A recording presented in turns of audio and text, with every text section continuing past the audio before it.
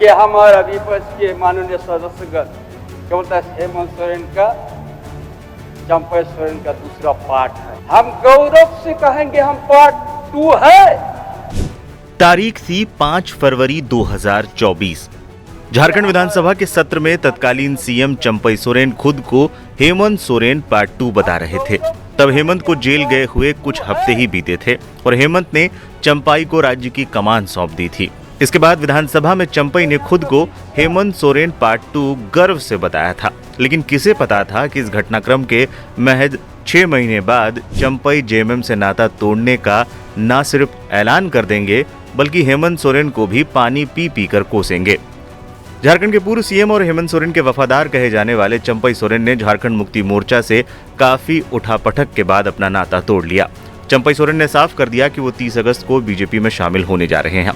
पिछले कुछ हफ्तों से जारी उहापोह की स्थिति और जेएमएम और शिबू सोरेन के इतने विश्वसनीय चंपई सोरेन ने ऐसा कदम क्यों उठाया, इसको लेकर राजनीतिक जानकार भी सकते में आ गए थे। शुरुआत में किसी को यकीन नहीं हो रहा था कि चंपई सोरेन जैसा नेता चुनाव के इतने नजदीक ऐसा कदम उठाएगा, लेकिन तमाम अटकलों को धता बताते हुए चंपई ने बगावत कर ही ली।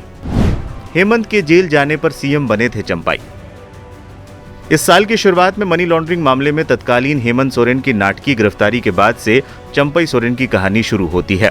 हेमंत के जेल जाने के बाद 2 फरवरी 2024 को झारखंड के मुख्यमंत्री के रूप में चंपई ने शपथ ली थी और जून में हेमंत की जमानत पर रिहाई के बाद 5 महीने तक सीएम रहने के बाद 3 जुलाई को पद से इस्तीफा दे दिया और यहीं से चंपई ने हेमंत और जेएमएम के खिलाफ बगावती रुख अख्तियार कर लिया। लेकिन उन्होंने कभी सार्वजनिक रूप से इसे स्वीकार नहीं किया था। 28 जून को हेमंत सोरेन जमानत पर बाहर आए थे। उनके जमानत पर बाहर आने के बाद से चर्चाएं थी कि वो एक बार फिर से सीएम की कुर्सी पर काबिज होने की तैयारियां कर रहे हैं। आखिरकार 3 जुलाई की शाम को चंपई सोरेन ने झारखंड के मुख्यमंत्री के पद से इस्तीफा दे दिया।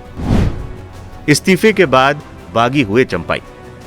3 जुलाई को मुख्यमंत्री पद से इस्तीफा देने के बाद चंपई सोरेन लगातार बगावती रुख अख्तियार करते जा रहे थे, लेकिन उन्होंने इस बात को कभी स्वीकार नहीं किया था। पर 18 अगस्त के घटनाक्रम से साफ हो गया था कि चंपई अपने त्यागपत्र के बाद से ही नाराज चल रहे थे। चंपई ने भी कई महीनों तक चुप्पी साधी रही, लेकिन आखिरकार उन्होंने चुप्पी तोड़ी और पार्टी के साथ साथ हेमंत पर कई आरोप लगा दिए और बीजेपी का दामन थामने का भी ऐलान कर दिया। जेएमएम से बगावत करने के बाद चंपई सोरेन कोल्हान में कितने सफल हो पाएंगे ये तो वक्त बताएगा। बीजेपी को वो कितना फायदा पहुंचा पाएंगे इसको लेकर भी राजनीतिक जानकारों में अलग अलग मत है और इन तमाम सवालों के जवाब मिलने में ज्यादा देर भी नहीं लगने वाली। अब देखना है चुनाव से ऐन पहले जेएमएम से बगावत करने वाले चंपई सोरेन बीजेपी को आने वाले चुनाव में कितना फायदा पहुंचाते हैं या फिर बीजेपी का ये दांव उन्हीं पर भारी पड़ने वाला है।